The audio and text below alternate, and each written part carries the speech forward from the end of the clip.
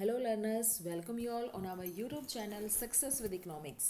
Multiplier की एक video हमने पहले कर ली है। आज हम करेंगे मल्टीप्लायर से रिलेटेड कंसेप्ट टाइप्स बिल्कुल डिटेल में।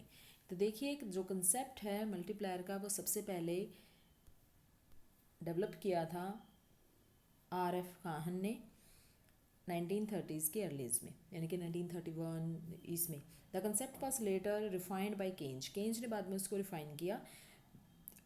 आर एफ काहन ने डेवलप किया द कंसेप्ट ऑफ मल्टीप्लायर। आप इसको आर एफ काहन ऐसे कर लेना, ठीक है।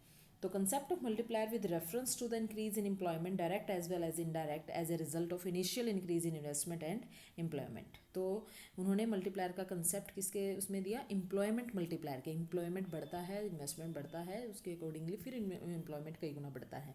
तो वो एम्प्लॉयमेंट मल्टीप्लायर दिया। लेकिन बाद में later on Keynes propounded the concept of multiplier with reference to the increase in total income direct as well as indirect as a result of original increase in investment and income। कि जब investment में increase होता है तो income में कई गुना increase होता है, वो केंज ने कहा। और इन्होंने कहा था जब इन्वेस्टमेंट में इंक्रीज होता है तो एम्प्लॉयमेंट में कई गुना इंक्रीज होता है, तो उसको कहा था एम्प्लॉयमेंट मल्टीप्लायर।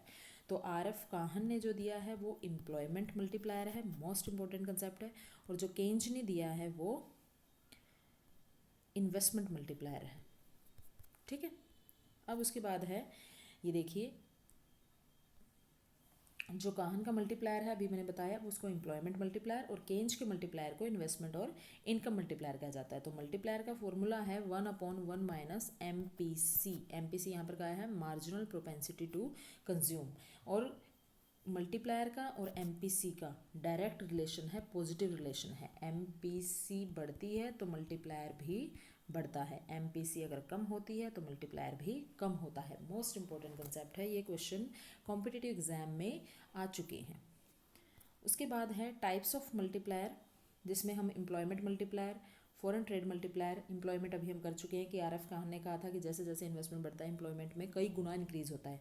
और फॉरेन ट्रेड मल्टीप्लायर का मतलब है कि जब ratio of change in total income to change in export income is called, कि जब एक्सपोर्ट की इनकम में चेंज होने से, उसमें चेंज होने से इनकम में जो टोटल चेंज आता है उसको फॉरेन ट्रेड मल्टीप्लायर कहा जाता है। एक्सपोर्ट की वजह से, यानी कि ट्रेड की वजह से जब इनकम में कई गुना चेंज आता है तो उसको फॉरेन ट्रेड मल्टीप्लायर कहा जाता है। उसके बाद है, ये देखिए, बाद में करेंगे ये क्वेश्चन, बाद में करेंगे हम। ये देखिए, टैक्स मल्टीप्लायर।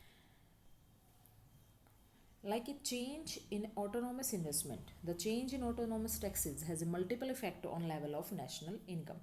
जब टैक्स की वजह से इनकम पर कई गुना चेंज होता है तो उसको बोलेंगे tax multiplier. There is a negative effect होता है। देखो, टैक्स बढ़ता है तो इनकम में कई गुना चेंज कैसे आएगा? टैक्स बढ़ेगा तो इनकम कम हो जाएगी। नेगेटिव रिलेशन है, बट रिलेशन तो है ना, तो नेगेटिव इफेक्ट होता है। When tax rate increase consumption decrease हो जाएगा। जब सरकार ज़्यादा टैक्स लगा देगी तो हमारे पास पैसे कम बचेंगे खर्चने के लिए, तो कंजप्शन डिक्रीज हो जाएगा। डिक्रीज हो गया तो इन्वेस्टमेंट और अल्टीमेटली नेशनल इनकम भी क्या हो जाएगी? कम हो जाएगी। तो टैक्स के बढ़ने से नेशनल इनकम कम हो जाती है, नेगेटिव रिलेशन है। उसके बाद है गवर्नमेंट एक्सपेंडिचर मल्टीप्लायर।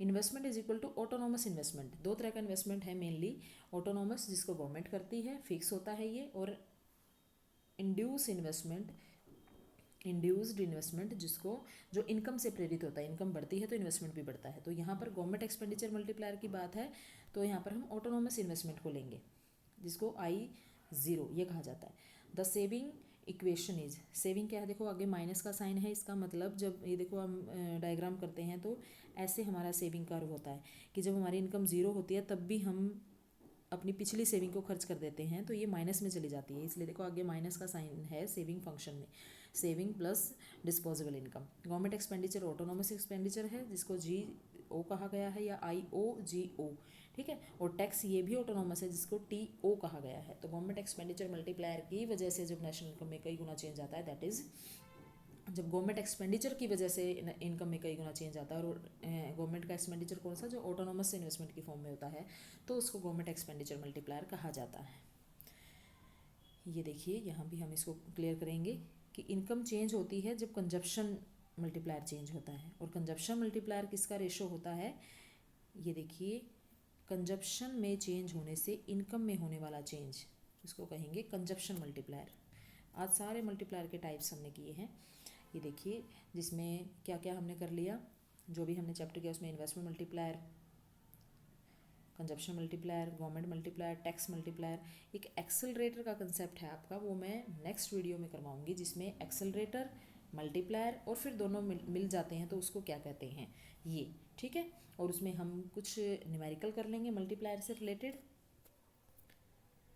ये गवर्नमेंट एक्सपेंडिचर मल्टीप्लायर है, वही जो हमने अभी किया था, उसको इक्वेशनली बताया गया है कि consumption plus investment plus government expenditure, ये एग्रीगेट डिमांड है, और aggregate supply consumption plus investment plus saving.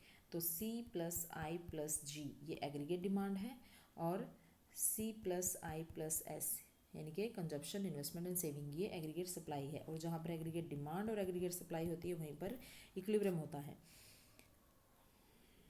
और डिस्पोजेबल इनकम को बताया गया है। नेशनल इनकम हम जब करेंगे क्लियरली इसको कर भी लेंगे। नेशनल इनकम की हमने कई वीडियो कर भी रखी है, वहाँ भी आप समझना कि डिस्पोजेबल इनकम क्या होता है। जब हम अपनी पर्सनल इनकम में से डायरेक्ट टैक्स माइनस कर देते हैं तो उसको पर्सनल डिस्पोजेबल इनकम कहा जाता है।